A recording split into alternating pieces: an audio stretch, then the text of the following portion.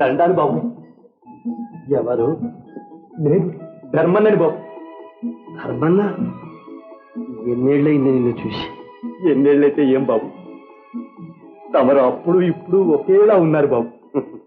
కానీ తల నెరిసిపోయిందంటాం. ఇందులో విడ్డూరమే ఉంది ధర్మన్న. ఈ రోజుల్లో కుర్రవాళ్ళకే తల పండిపోతుంది.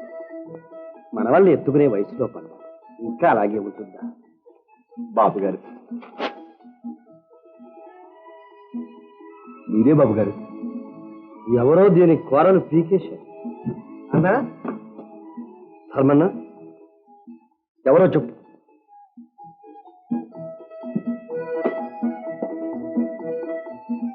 శేఖరం బాబు గారు. ఎంత పెద్దవారైనా ఎత్తుకుని పెంచిన వాడిని నేను మర్చిపోతానా బాబు? ఏం ధర్మన్న, కులసగా ఉన్నావా? అచ్చు పెద్దయ్య గారి బాబు. ఇంతకొస్తే ఏమిట పకాయ చక్రవర్తి గారు ఎక్కడ? ఏం చేస్తున్నారు? ఏం చేశారు? వెళ్ళిపోతున్నారు. జయా, జయా. నువ్వు కాదమ్మా, జయం రమ్మను. జయా రామ్మా.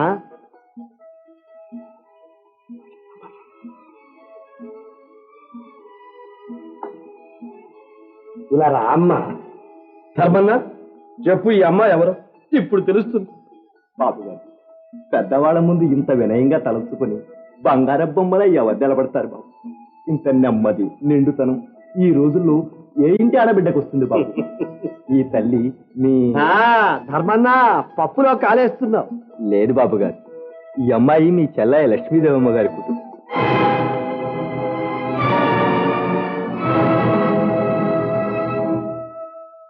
ధర్మన్న, సరిగా చూసి చెప్పు. అదేంటి బాబు, మీ అత్తయ్య గారు అమ్మాయి నాకు తెలియదు.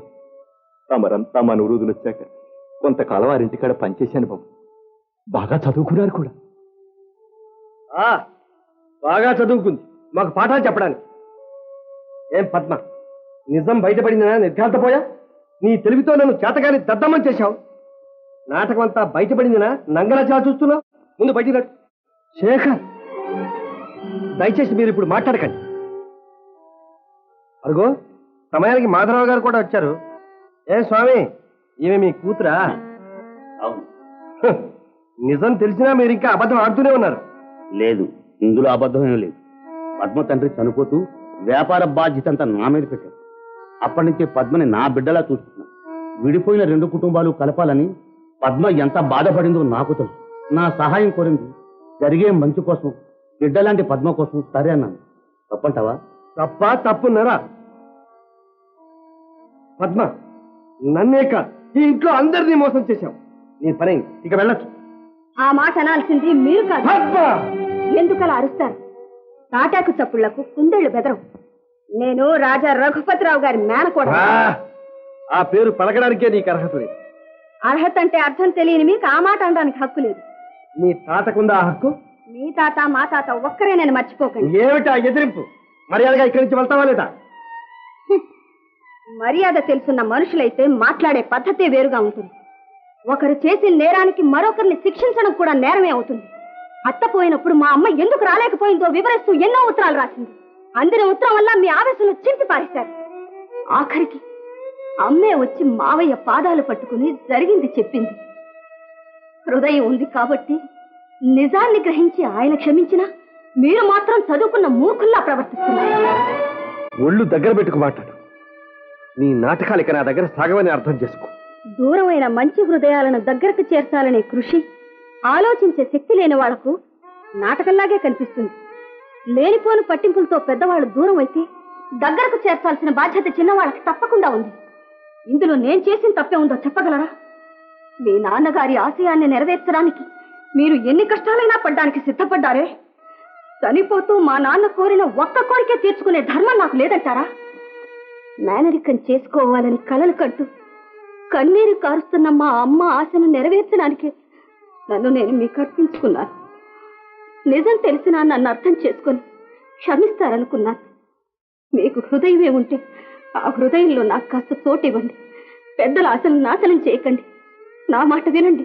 నీ మాటలు వినే నన్ను నేను మోసగించుకున్నాను. ఈ జీవితంలో నీ కోరిక నెరవేరు. నా జీవితంలో ఈ పెళ్లి జరగదు. ఇక వెళ్ళొచ్చు. శేఖర్, ఏమిటా మాట? ఇంత తెలివైన విజ్ఞానవంతురాలైన పద్మ నా మేనకోడలైనందుకు నేను గర్విస్తున్నాను రా. గర్వించండి. ఆమెను నెత్తిన పెట్టుకుని ఊరేగండి. శేఖర్, నీకే కాదు, నేను దేవుడికి కూడా భయపడదు. మీకు కన్న కొడుకు ముఖ్యమో మేనకోడలు ముఖ్యమో ఒక్క మాటలో చెప్పండి. మావయ్య, నా మూలాన మీ తండ్రి కొడుకులు విడిపోవడం నాకు ఇష్టం లేదు. ఆత్మీయత ఉండి ఆవేశానికి దాసులే ఇప్పటికే అనేక మంది బాధపడుతున్నారు. అలాంటి వ్యాధ పగవాళ్లకు కూడా వద్దు మావయ్య. మావయ్య, నా ఆశయంలో పవిత్రత, నా ప్రేమలో స్వచ్ఛత ఉంటే నా బాబే నా కోసం వెతుక్కుంటూ వచ్చే రోజు వస్తుంది. నా వల్ల తప్పులుంటే మీరు బావ క్షమించండి. వస్తాను.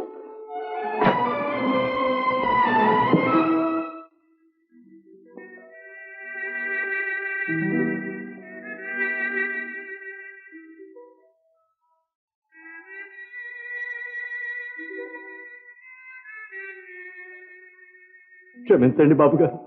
ఇలా జరుగుతుందనుకుంటే ఈ నిజాన్ని బయట పెట్టేవాడినే కాదు. లేదు ధర్మం, చీకటిలో దాగిన సత్యాన్ని వెలుగులోకి తెచ్చాం. తీయని నిజాన్ని నా కళ్ళ ముందుంచాం. ఒక్క శ్రీనిలయాన్ని పొందడానికే నేను తపస్సు చేశాను. కానీ మా పద్మ దూరమైన 2 కుటుంబాలను దగ్గరకు చేర్చాలని దీక్ష వహించింది. నాకన్నా నా మేనకోడలే గొప్పది. అవును ధర్మన్న.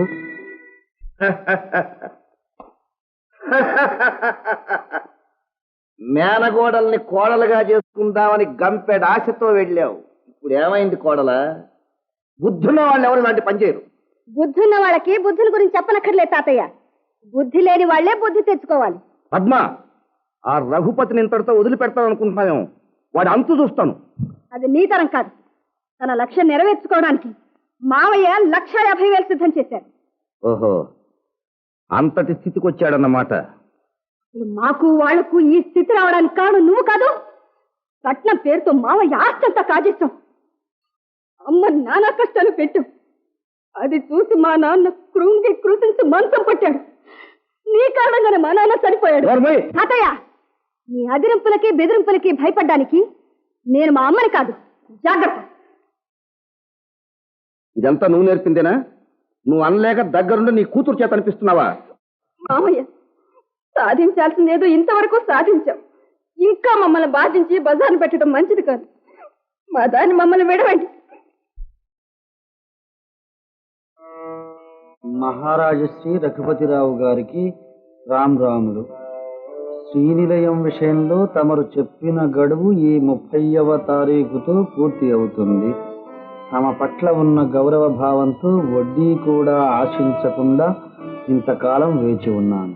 భుజంగరావు గారు శ్రీనిలయం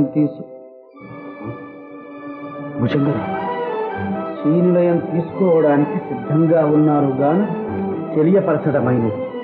ఇట్లు సేట్ దయారా. 1,50,000 పోగైంది. మరి ఇంకో 50,000. వాళ్ళ 1వ తారీఖు. ఇంకా 30 రోజులే గడువుంది. ఎక్కడి నుంచి తీసుకురావడం? ఈ 50,000 ఇప్పుడు నాకు ఎవరిస్తారు? ఎట్లా? ఇప్పుడు ఎవరిని అడగడం?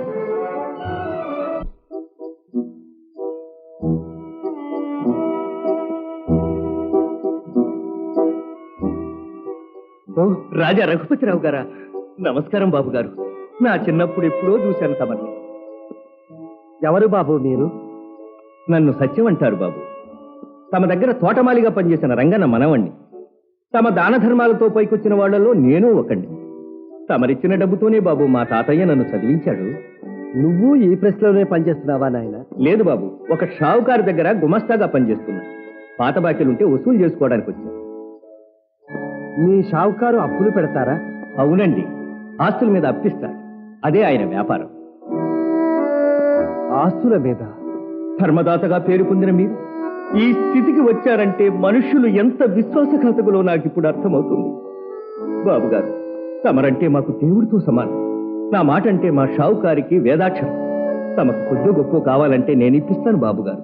కొద్దో గొప్ప చాలదు నాయన, 50,000 కావాలి. 50,000? పోయిన నా సీనిలయ్య తీసుకోవడానికి నాకు ఆ డబ్బు నాకు అవసరం. సత్యం, నా దగ్గర 150,000 ఉంది. ఒక్కరేనే గడువు ఉంది. ఏం చెయ్యాలో తోచడం లేదు. బాబు, 1,000-2,000 అయితే నేనే ఇప్పించేవాడిని. 50,000 కావాలి గనక తమ దగ్గర ఉన్న 150,000 తీసుకొచ్చి పరిస్థితి వివరించితే ఆయన తప్పకుండా ఇస్తారు. నేను చెబుతాను. రేపు ఉదయం 7 గంటలకు మీరు దేవాలయం వీధి 7వ నెంబర్ ఇంటికి రండి. అదే మా షావుకారి గారి ఇల్లు. సత్యం, నువ్వు నాకు దేవుళ్ళా కనిపించావు నాయన. ఆ మాత్రం సహాయం చేయకపోతే నేను మీ రుణం ఎలా తీర్చుకోగలను బాబుగారు? రేపు ఉదయం తప్పకుండా వస్తాను. అలాగే, సెలవు. దయచేసి బాబుగారు. నమస్కారం. నమస్కారం. కూర్చోండి. తమ ఘనతను గురించి సత్యం చెప్పడే కాదు, నేను విన్నాను. తమతో నాకు ప్రత్యక్షంగా పరిచయం లేదనుకోండి, అయినా తమలాంటి పెద్దలకు సహాయం చేయడమే భగవత్కార్యంగా భావిస్తాను. మీ సహాయాన్ని ఈ జన్మలో మర్చిపోలేదు. ఇదిగో, నేను దాచుకున్న డబ్బు 150,000 రూపాయలు. ఒక్కసారి లెక్క చూసుకోండి. ధర్మదాతలు మీరు అబద్ధం ఆడతారా? అలాంటి సలహా ఇచ్చినందుకు సత్యాన్ని మందలించాను కూడా. తీరా తీసుకొచ్చారు కదా, ఈ నోటి మీ సంతకం పెట్టండి.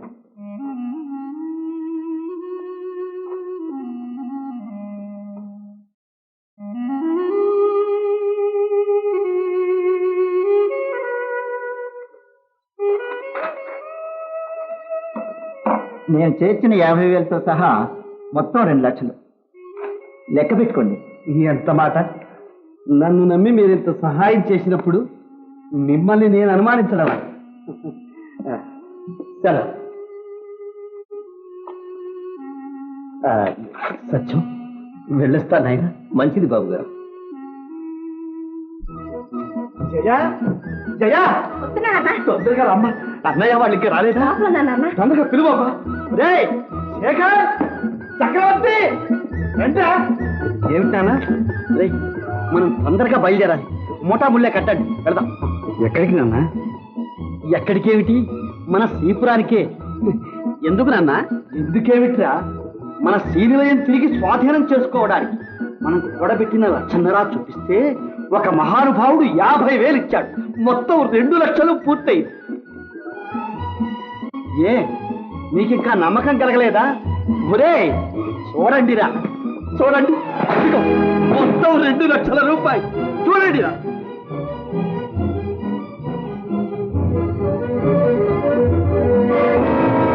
నాన్న, ఏమిటిది? అటు ఇటు మాత్రమే నోట్లు ఉన్నాయి, మధ్యవన్నీ తెలకాయితాయి. తెలకాయితాయి ఎలా జరిగింది? ఏముంది, ఎవరో మిమ్మల్ని మోసం చేసి ఉంటారు. మోసం చేశారు, నన్నెవరో మాయలో పడేశారు. ఎక్కడ జరిగింది, ఎలా జరిగింది? అక్కడే, ఆ ఇంట్లోనే నన్ను మోసం చేశారు.